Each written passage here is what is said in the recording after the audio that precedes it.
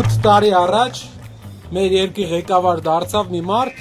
ով ահավոր լավ խոստումներ էր մեզ տալիս էր հիմնական խոստումը, որ Արցախը մեր անվտանգ է լինելու։ Նաև խոստում էր տալի, որ աղքատությունը լրիվ հաղթահարելու է։ Խոստում էր տալի, որ աշխատավարձերն են շատ բարձրանալու։ Խոստում էր տալի, ինչ խոստում չէր տալի, Ժողովուրդ ջան։ Ինչի մասին ասես խոստում տալիս էր։ Հայտնի դեպքեր, որի արդյունքում իր խոստված անվտանգությունից ոչինչ չմնաց, ունեցանք 3 պատերազմ։ Ռուս-ուկրաինական պատերազմի արդյունքում միլիարդավոր դոլարների հարկեր եկող Հայաստանի բյուջե, բայց աղքատությունը չհաղթահարեցինք։ 21 թվին մի անգամ էլ ինքը սկսեց խոստում տալ։ Ասեց, չէ, այս նախորդ 2 տարին, 3 տարին մի քիչ խնդրահարույց էր, բայց հիմա կուղեմ ամեն ինչ։ Ասեց աղքատությունը մի հատ է կհաղթահարեմ։ Ասեցինք, լավ, մեր ժողովուրդը ասեց լավ, հավատացինք, այդ խոստման էլ հավատացինք։ Մեր երկրում աղքատությունը նվազեց,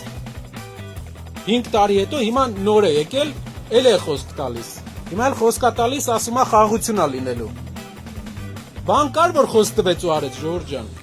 Չարբախը ընդհանուր աշխատել է գործարանների վրա, որը ստեղծել է Հայաստանի հիմնական տնտեսական ակտիվությունը։ Ինչ ենք անում մենք 50 տարի հետո։ Մի հատ որոշել է, մի հատ լավ բան անի։ Բոլորիս վրա, բոլորի ընտանիքի վրա, մեր ձեր բոլորի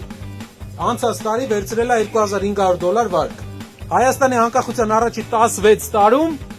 1.6 միլիարդ դոլար էր վարկը։ 16 տարում այնքան վարկ չեն վերցրել, ինչքան այս հիմիկվա մեր ղեկավարը մի տարում։